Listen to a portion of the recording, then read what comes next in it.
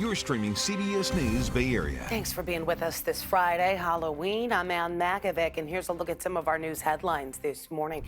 Tens of millions of Americans are losing their food benefits at midnight. That is because federal funding for SNAP is set to run out because of the government shutdown. More than 41 million Americans rely on the program for meals. The White House says it cannot use emergency funds to keep the benefits going. Fire destroyed at least 3 cars in San Jose overnight. This broke out at around 11 o'clock in a carport between 2 homes. This is on Del Mar Avenue near South Bascom. Firefighters say that fire damaged at least 3 apartment units. No injuries reported, but the Red Cross says at least 4 adults have been looking now for a new home. And police have released a new clue after a statue was swiped from a park in San Jose. They released some surveillance images of the suspects, hoping they lead to arrests and the recovery of the statue. The thieves were carrying that statue in a shopping cart through Veterans Memorial Park. After cutting it from its base, that statue was a gift from San Jose's sister city, Okayama, Japan. All right, let's get a first check on our first alert forecast for Halloween and Halloween weekend. Here is meteorologist Jessica Birch. I want to start off with what's going on into the evening hours tonight. We're just going to get straight into that trick-or-treating forecast starting at 5 o'clock into this evening. We're holding on tight to 60s in places like the South Bay and off into the East Bay. Quickly around 7, 8 o'clock, that's when we start to see a return in the 50s. This is just a friendly reminder that by 9 o'clock, we're holding on tight to 50s all throughout the Bay Area. And yeah, those jackets are definitely going to be necessary. Now let's take a look at our daytime highs today, because that's a completely different picture. Daytime highs today are nice and warm. We're holding on tight to 70s actually, all the way off into the East Bay, close to the 80s in Concord, all the way over in Antioch. A little bit more mild for our friends down in the South Bay today. Zoom all the way up into the North Bay. Wine country is looking beautiful as we head into this afternoon. That temperature contour map is showing a little bit of orange, meaning we're just a smidge above average, but not by much by any means. We're also holding on tight to 60s along the coast, right where we should be for this time of year. It's a beautiful day to get out there and get some fresh air and, of course, go trick-or-treating too. Now, let's take a quick look at the next 7 days. We're wrapping up this week, heading into this weekend nice and dry. It's not until next Tuesday and Wednesday where we see a return of showers pushing in from the north. So that's going to bring in cooler weather. It'll bring in higher relative humidity and, of course, some rain right around the corner as this area of low pressure rolls in. So this is what the next 7 days looks like in that case. 70s, that's what we're holding on tight to for our friends in the Bay as we dive into this weekend's forecast. By Monday, we're still holding on tight to cloudy skies each day as we head into next week. Showers rolling in on Tuesday, heavier rain on Wednesday. It starts to taper off just in time for our Thursday forecast. That's the Bay, though. Let's head all the way over into our inland spots. Places like the East Bay are going to hold on tight to daytime highs just a smidge above average for a little bit longer as we head into this weekend. 80s by Sunday, sunny skies too.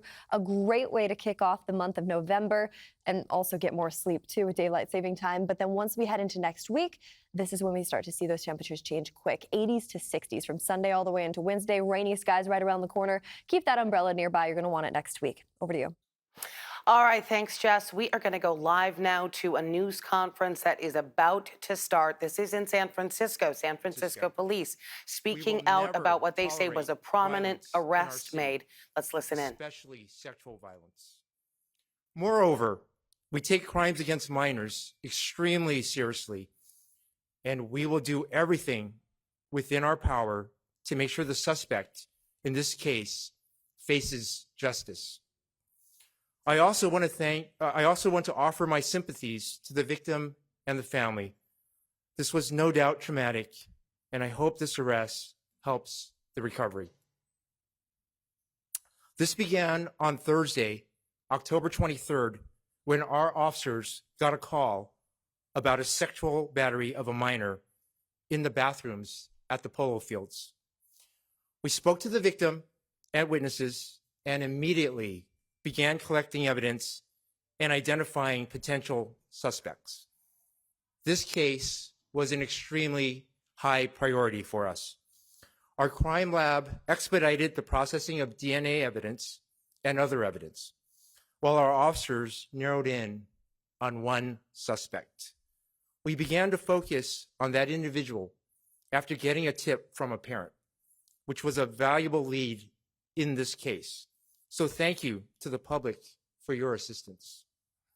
We conducted surveillance on that individual as our investigators continued to gather evidence to establish probable cause to make the arrest. And yesterday, we placed a suspect under arrest in Pleasant Hill. He was identified as 19-year-old Dominic Valle Buitrago of San Francisco. He was booked last night in San Francisco jail on several felony charges, including kidnapping, sexual battery on a minor, and other charges. Ultimately, the district attorney's office will determine the criminal charges in the case. I want to thank everyone here for their diligence and tireless work. This was a great team effort, so thank you. Sergeant Paul Weinstock and other investigators in our Special Victims Unit worked around the clock. Thank you all. I think they hardly slept.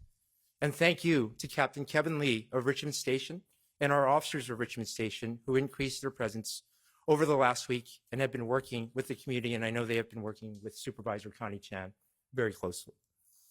Thank you to all our officers at Taraville Station who also helped identify the suspect. And thank you to the officers who conducted surveillance on the suspect and our tactical company that helped with other resources. I also want to thank the San Francisco Recreation and Park Department, whose rangers have been working hard to keep our park safe. Thank you very much. While this incident was terrible, it illustrates our commitment as a department and as a city to keep everyone safe. We will continue to relentlessly pursue anyone who commits harm in San Francisco. This commitment is why San Francisco is one of the safest big cities in the United States. Crime is down 30% this year. That's because of the hard work of our rank and file, our officers, and the team behind me now. Again, I want to thank everyone involved in this case for their tireless work, for helping to get a dangerous suspect off the streets, and for continuing to keep us all safe. I'd like to now introduce Mayor Daniel Lurie.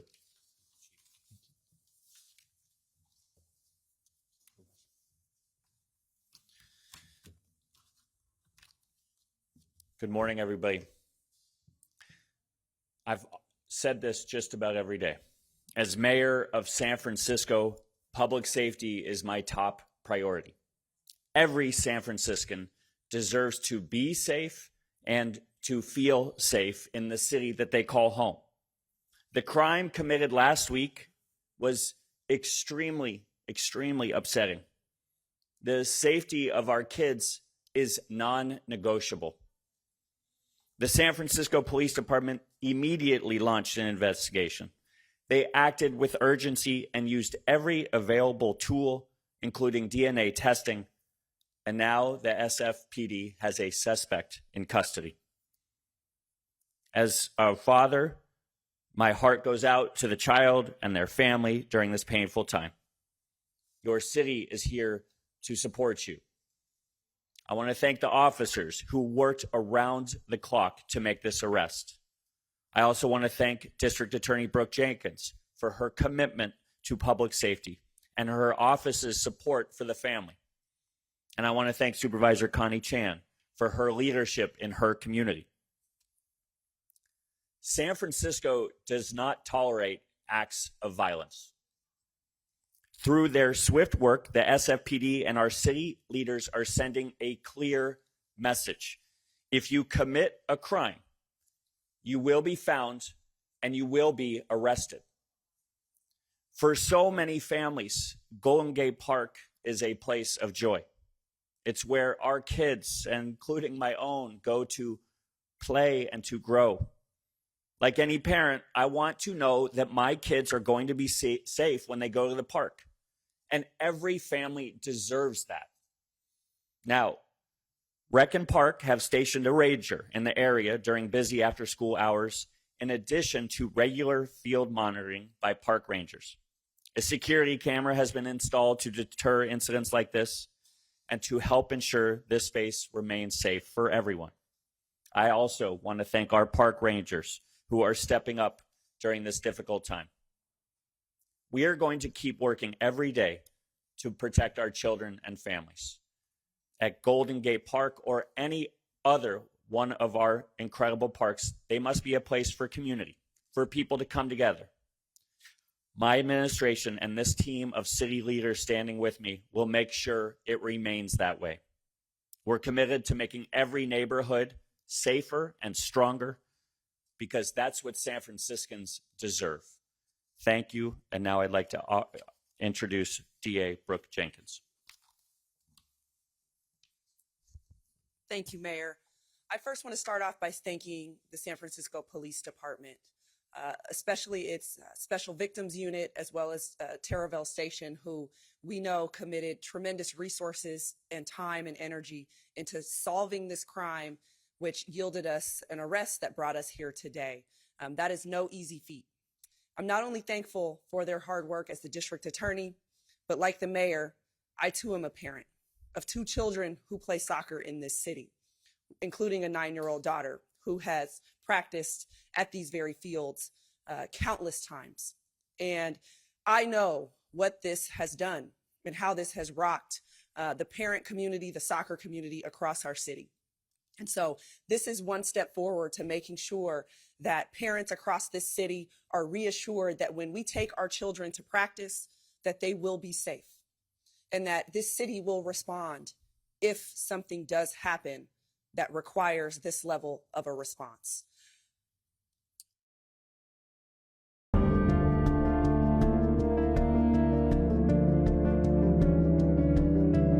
Today, more than 40 million families across the country are on the brink of food insecurity, and funding for a federal program that gives out food assistance is set to run out tomorrow as the government shutdown enters a second month and shows no signs of ending anytime soon. The possible loss of these benefits is now prompting neighbors across the Bay Area to step up and help each other. That includes 2 moms who have come together in these uncertain times. One woman in Vacaville receiving support from her community after a plea for help. That was my empty fridge on Monday. I was worried. I was scared. After posting this photo on the Facebook group Vaca Moms, her neighbors knew that they needed to help. Whatever I can do, if I can organize for families to get fed, then I want to do it. We don't want to see our own community go hungry. Communities all over the Bay Area are stepping up, and you can too. Second Harvest Silicon Valley has 3 drop-off sites for food donations, but they say the best way you can help is by giving money. They can put that where it's needed. We have a link to Second Harvest through our website, kpix.com/give.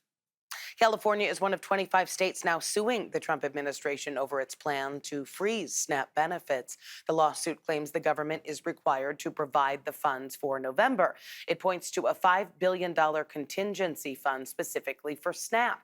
The Trump administration argues that money is reserved for emergencies like natural disasters. All the cabinet secretaries are doing everything they can to mitigate and reduce the pain, but that ability is not available for SNAP because the contingency fund had to be prior authorized by Congress. The USDA can't suspend SNAP benefits without first spending the money it has available, which it has not done. It has $6 billion available. It must spend that money to support all eligible Americans. Even if the government is ordered to use those funds, it would take time to get things up and running again, which means some families could have their SNAP benefits delayed at least.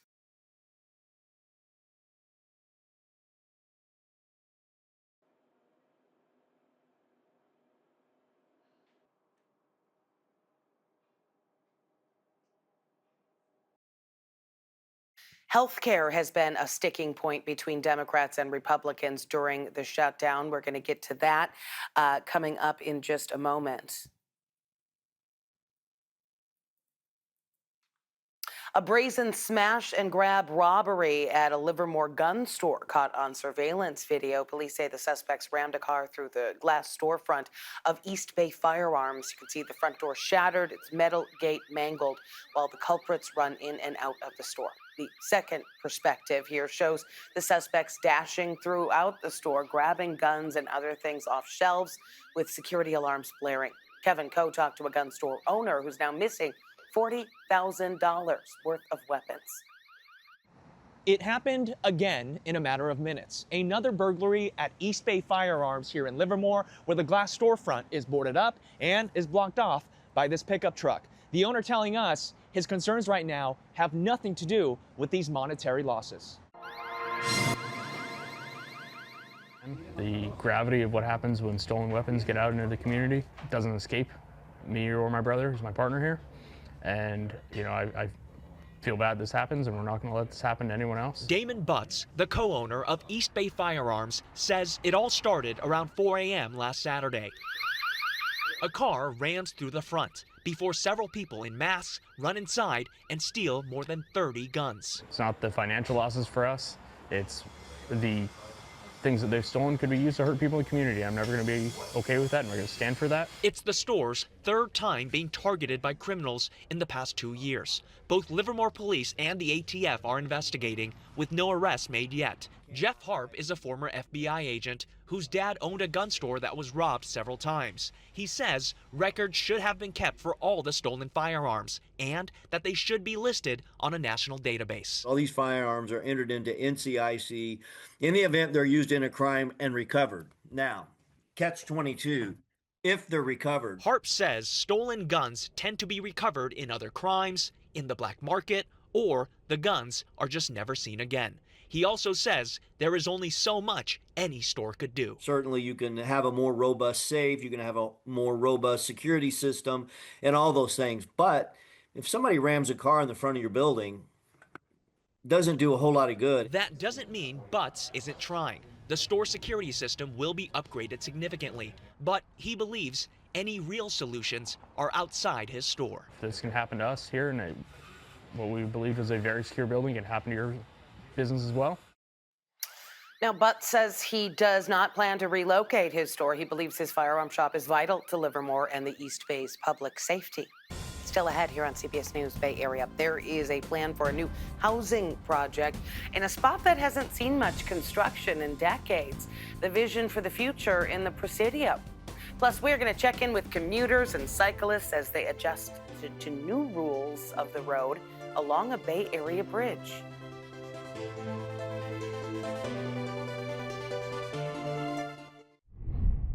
The city of San Francisco has been rushing to build new housing, and now it might be coming to an area that hasn't seen any new construction in 20 years. Our Brad Hamilton has more on the nearly 200 new homes planned for the Presidio.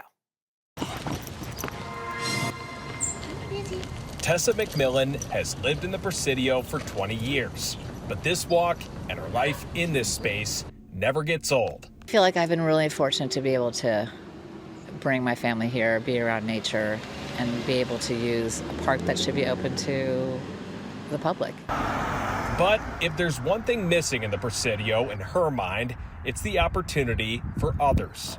We need more space.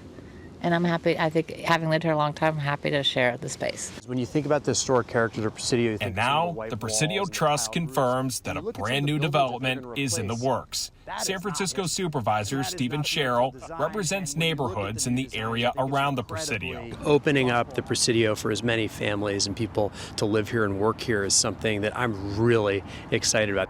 The Presidio Trust sent us renderings of what it would look like, turning this empty parking space into so much more. 196 units and 6 apartment buildings with studio, 1-bedroom, and 2-bedroom spaces. You look at the new designs, I think it's incredibly thoughtful how they went into it. And that's what the supervisor showed us the space where it would go on Eddy Road and why he felt it belonged here. The best part of this project is they're taking unoccupied, vacant buildings that are not part of the historic character of the Presidio. Actually, they're really kind of ugly, and they're building some beautiful new buildings for people to be able to live here and really enjoy one of the most majestic parts of the city. Another benefit is the revenue it would generate. In a statement to KPIX, the deputy chief of the Presidio Trust highlighted the need for new housing as a way to keep fueling the federally owned national parks economy. The Presidio has a unique structure where it's entirely self-sufficient with its operations and its finances. Housing makes up about 35% of the revenue it needs to operate. We're going to see this building redeveloped. Most special places in the federal government's portfolio, period, and it is one of the only revenue positive parts of the federal government. And I think it's a great project. It really uplifts the history and the unique character of the Presidio. Maintaining history and natural beauty with new housing is a concept not seen often in the Presidio. But residents like Tessa McMillan feel that will be embraced by the community because of their willingness and want to share it. Yeah, and I hope it stays like that. So the Presidio really has to understand the importance of, how the residents feel about that. That community is number one for us. Well, the project officially kicks off the public environmental review process on November 3rd, and they're hoping to break ground sometime in the next 2 years. We are just a few days out now from the statewide special election that could affect the balance of power in Congress. That big race, of course, involves Prop 50, which would let state lawmakers draw new congressional maps in a way that favors Democrats. A new poll from the Public Policy Institute of California found that a majority of likely voters, 56%, say they would vote yes on Prop 50.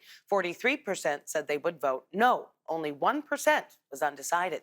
Prop 50 is significantly more popular here in the Bay Area, where 69% of likely voters, it's more than 2/3, said they would vote yes. And of course, we're going to be tracking the special election results live on November 4th after the polls close from 8 to 10 p.m. on Pix Plus. That is 44 Cable 12, and also at 11 on KPIX. And you can stream us on the free CBS News app for all of those occasions and at kpix.com. Commuters who use the Richmond-San Rafael Bridge are noticing a big change that started this week. That bike path that opened 6 years ago is gone during heavier commute times. Kenny Choi explains why the move was made and how cyclists who use the lane are still able to cross the bay.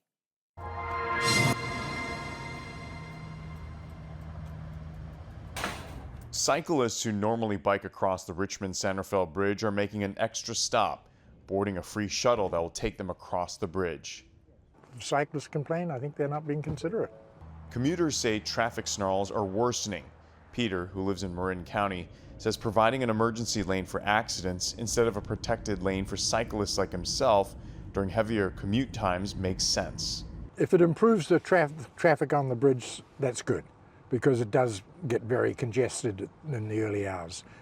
Traffic data shows on a typical weekday, there are a little more than 100 cyclists and pedestrians who cross the bridge, compared to about 80,000 vehicles. Supporters of the change say the new shoulder will allow emergency responders to clear accidents and stalls quicker and make traffic move faster. Petros Sirigar commutes regularly with his bicycle to the East Bay and back to Marin. I know roughly how many people use the bridge, so it's quite little amount in the end. He doesn't fully support the change, but understands why. The movable barrier will be pushed aside Sundays at 11 p.m. until Thursdays at 2 p.m., eliminating the bike path and making cyclists use the shuttle instead. Of course, if I had the chance to choose, I would rather have the connection some way or another, but yeah, what can we do? Cycling groups say reduced access will lead to even more restrictions down the road, but cyclists like Peter think using a shuttle is a fair solution. I don't regard it as a sacrifice. I regard it as what's equitable in a community. And it doesn't require sacrifice, it requires empathy. He believes with tens of thousands of more drivers using the bridge, he can share the road in a different way a little more. So for now, the bike path will be restored on weekends during this modified pilot study. Caltrans and the Metropolitan Transportation Commission's toll authority will look into a proposal to use the far right side of the upper deck as a part-time bus and carpool lane. The Marin County Bicycle Coalition sent us a statement saying they appreciate the shuttles, but they are, quote, disappointed that this change was approved, which means riders of the Richmond-San Rafael Bridge will either need to sit in traffic on a shuttle or cross the bridge in a car themselves. The coalition added it will continue to push for improved access for non-drivers. Still ahead here on CBS News Bay Area, the 49ers back in action this weekend with a couple of new additions hitting the field this Sunday. But is Brock Purdy ready to return?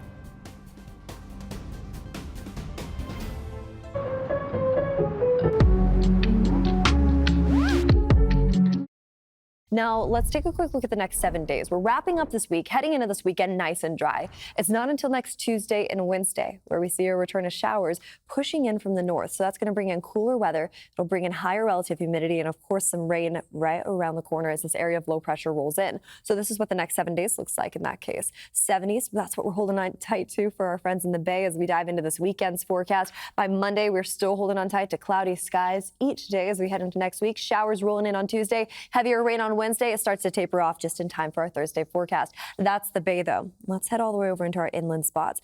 Places like the East Bay are going to hold on tight to daytime highs just a smidge above average for a little bit longer as we head into this weekend. 80s by Sunday, sunny skies, too. A great way to kick off the month of November and also get more sleep, too, with daylight saving time. But then once we head into next week, this is when we start to see those temperatures change quick. 80s to 60s from Sunday all the way into Wednesday. Rainy skies right around the corner. Keep that umbrella nearby. You're going to want it next week. Over to you.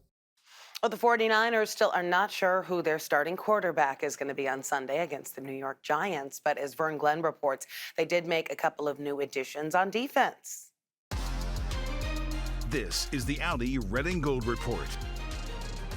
The 49ers picked up defensive end Keon White this week in a trade with the Patriots, and White has hit the ground running. Literally. He went straight from the airport to the practice field on Wednesday. I compare like football to corporate America. Like, you just got a new job, and I'm going to another office for him, learning the system for real. I think he's going to be really good in the system. He's a strong guy, and I'm just looking forward to watching him grow. I'm sure right now he's just trying to learn everybody's names and learn where to walk and stuff. San Francisco also signed a defensive end who already knows everybody's name. It don't matter where I'm at. I used to be over there, but now I'm over here. But these are still the same guys who, that made this place special. Sometimes you wanna go where everybody knows your name. Cleveland Ferrell spent the 2023 season with the 49ers and started all 17 games. It felt like home. So for me, it was kind of just coming back home. And it's a lot of new people in the house, but, the cook is still the same. So this feels good. The defensive line will look to introduce themselves to Giants' Jackson Dart. He's been sacked 9 times in the last 2 weeks. And you can watch the 49ers take on the Giants on KPIX and streaming on Paramount Plus. It all starts this Sunday at 10 a.m. A lot of kids today are celebrating Halloween, but it's not just a holiday for kids. Some seniors in the East Bay are having a heartwarming celebration. Brookdale San Ramon is welcoming families for a Halloween party with creative costumes, community spirit, and fun for all ages. Veronica Macias is at the event. That's all treats, no tricks. We're at Brookdale this morning, a senior living community where we have our ladies who are ready for spooky pajamas and poker night tonight. We have Barbara, Luana, and Miss Betty. Guys, tell me how this event helps you stay young at heart. Are you excited for the kiddos to come by? Absolutely. And the best thing of all is to see them happy. And laughter is the best medicine in the world. Oh, I agree. And then we've got Luana here. I know you are ready for tonight. You're a hoot. Oh, yes, a hoot. Yes, you're a hoot. Oh, I'm a hoot. But no, this is the only time I can grow up and do something that is unusual. Because being a little girl, I wasn't able to sit up there and be this gorgeous. We've got our spooky PJs. You're looking forward to the kids. And I'm going to come over here. We have a caregiver, Mario, and executive director joining us. Tell us about, this is mutual benefits, both for the kids and everyone who lives here. Yes, absolutely. Creating, rapport, creating love, and then we also treat our residents like family. So the community, benefits from that, and then we all get to just, smile at each other, show love, hug, and it's great. We really enjoy it. Excuse me. I can imagine. Okay, Lola, tell me about the benefits this has for mental health and really just bringing life into this community. Yes. So as they age, seniors tend to become more isolated and more reserved, and bringing them out with programming as well as interacting with the youth within the community. Also, just creating those friends for life together within the community, and the laughter. I know you've experienced some of that today, but we are so excited to laugh and play with the kids tonight as they come visit our community. We were joking, saying this is the place to be. I mean, you're going to have people wanting to sign up at Brookdale with the laughter here, right, Betty? I think so. But I want to say that the caretakers here are so helpful and make our lives really pleasant. Aw. Yeah, it's for We love to hear that. Thank you, thank you, thank you. And this weekend is also Dia de los Muertos, the multi-day Hispanic holiday where people pay respects to loved ones that have passed away. This Saturday, nonprofit Cana and the Yerba Buena Gardens putting on a family-friendly event with food, artisan vendors, mural paintings, and live performances. When we think of death in terms of the kind of Western perspective, it's somber. But in Mexico and in a lot of places in Latin America, it's a time to laugh. It's a time to party. Now, he says that it is the first time a Dia de los Muertos celebration is going to be held at Yerba Buena Gardens. Saturday's celebration is from 4 to 9 p.m. and admission is free.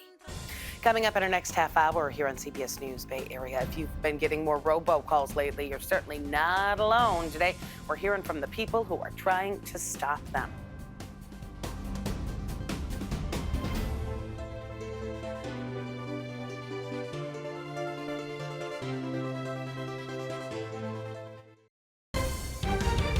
You're streaming CBS News Bay Area. Thanks for staying with us. I'm Ann Makovic, and here's another look at some of our local news headlines. Police in San Francisco just announced the arrest of a suspect involved in the sexual assault of a child at Golden Gate Park. Happened in the bathroom at the polo fields during soccer practice going on at the park. But the police say that they arrested 19-year-old Dominic Jeremiah Vale Butrago in Pleasant Hill after a tip from a parent. He was booked on felony charges of kidnapping, sexual battery, false imprisonment, and child molestation. Tens of millions of Americans are losing their food benefits at midnight. That is because federal funding for SNAP set to run out because of the government shutdown. More than 41 million Americans rely on the program for meals. The White House says it cannot use emergency funds to keep the benefits going. And fire destroyed at least 3 cars in San Jose overnight. It broke out at around 11 o'clock in a carport between 2 homes on Del Mar Avenue near South Bascom.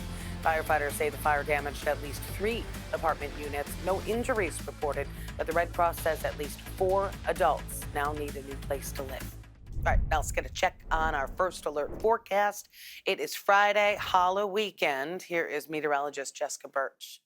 I want to start off with what's going on into the evening hours tonight. We're just going to get straight into that trick-or-treating forecast starting at 5 o'clock into this evening. We're holding on tight to 60s in places like the South Bay and off into the East Bay. Quickly around 7 to 8 o'clock, that's when we start to see a return in the 50s.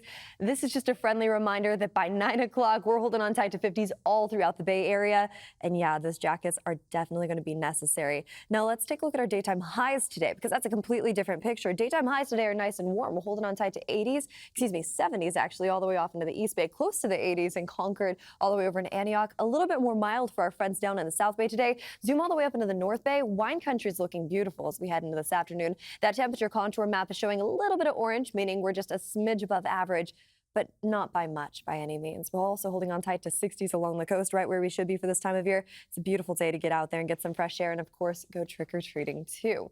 Now, let's take a quick look at the next 7 days. We're wrapping up this week, heading into this weekend nice and dry. It's not until next Tuesday and Wednesday where we see a return of showers pushing in from the north. So that's going to bring in cooler weather. It'll bring in higher relative humidity and, of course, some rain right around the corner as this area of low pressure rolls in. So this is what the next 7 days looks like in that case. 70s, that's what we're holding on tight to for our friends in the Bay as we dive into this weekend's forecast. By Monday, we're still holding on tight to cloudy skies each day as we head into next week. Showers rolling in on Tuesday, heavier rain on Wednesday. It starts to taper off just in time for our Thursday forecast. That's the Bay, though. Let's head all the way over into our inland spots.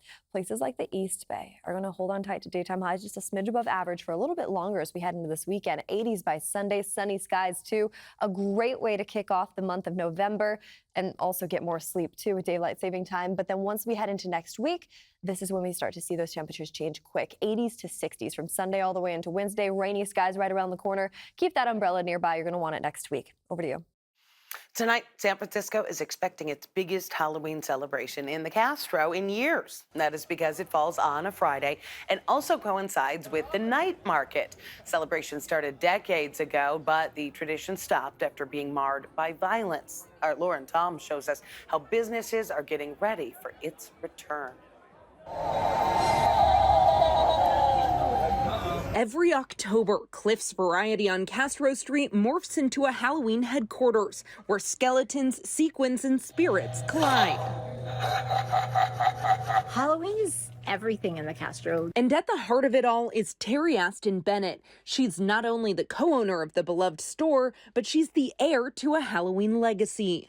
The whole tradition of Halloween in the Castro was actually started by my great-grandfather back in the late 40s, early 50s, where he had created a costume contest and pie eating contest and made a 20-foot paper mache dinosaur that would parade kids around the neighborhood. What began as a humble neighborhood block party has become a beacon of pride and self-expression at the heart of San Francisco's LGBTQ district. Halloween is the gay high holy day. We get to dress up and be whoever we want, or maybe somebody we never wanted to be.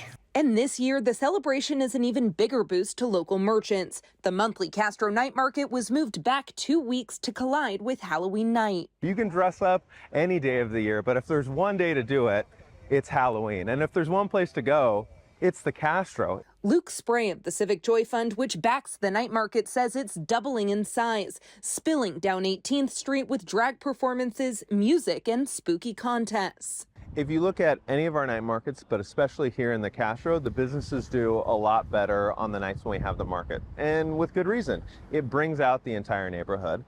Coming out of the pandemic, everything is competing with the couch, right? And what a better way to compete with it than to bring out the best of San Francisco.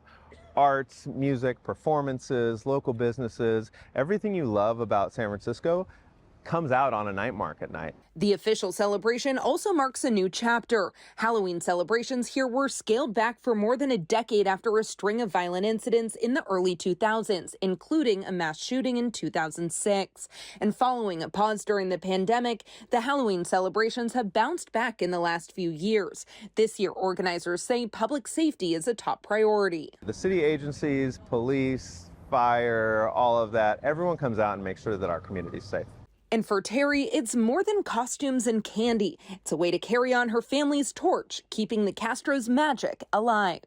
For us, it's just really important to keep Halloween going, to make it a safe, fun place for everybody to be who they are. Because, I mean, really, what is the Castro other than being who you are? Well, the Castro Night Market Halloween edition is from 5 to 10 tonight, free and open to everyone. They're also holding a Glow in the Streets costume contest. Coming up next year on CBS News Bay Area, could be a critical tool in the fight against lung cancer. How some local high school students have created a potentially life-saving device.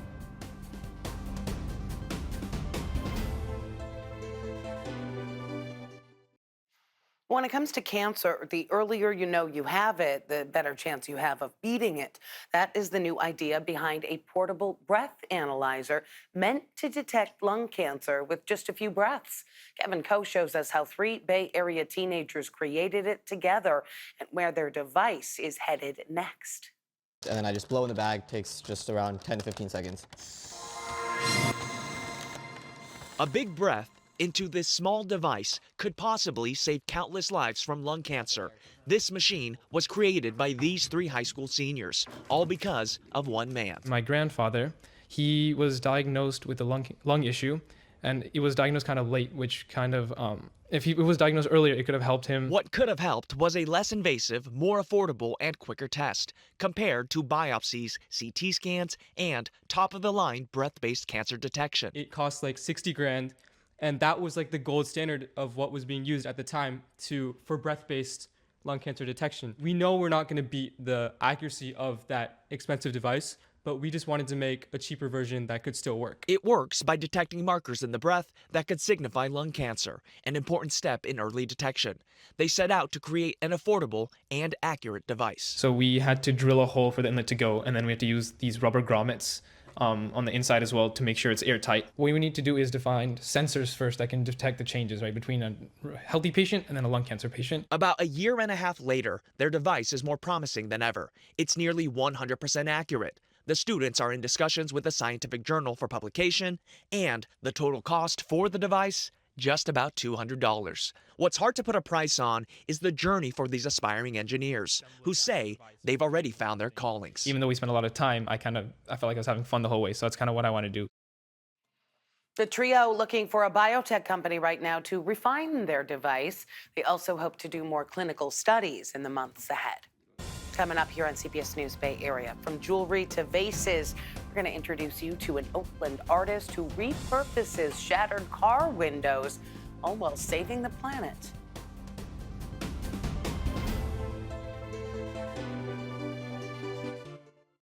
On today's Project Earth, what happens to all the shattered glass after a car break-in?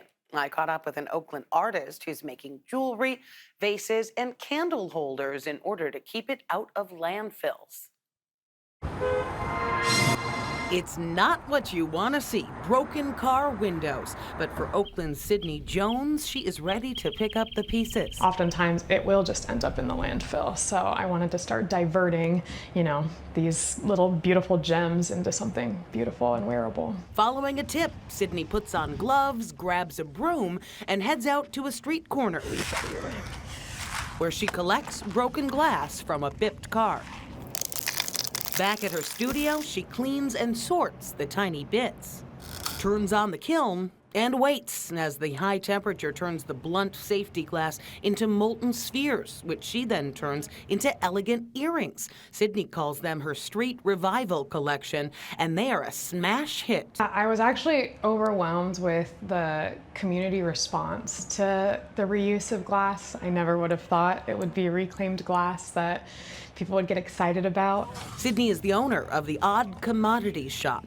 Every single piece is made with reused or rescued glass. I was really shocked to hear about how much glass actually ends up in the landfill. And as you know, glass does not decompose fast at all. Best sellers include vases, containers, and candles. Chris Minnick is a repeat customer. It makes it feel great to support a business like that, because not only are you supporting the business, but you support the environment as well. Sydney now offers a candle making workshop at the local Alta Vina wine bar. The location provides the used bottles. Sydney provides the eco-friendly supplies. Her friend Paula Choi loves it. She uses natural ingredients, and the scents that she gets are really clean. Hope it inspires folks to think about how they consume and what they can reuse. Lighting the way to a more sustainable future and a sweep victory for Mother Earth. Well, thanks for streaming CBS News Bay Area. I'm Ann Makovic. We're going to be right back with your First Alert forecast and another look at your top stories.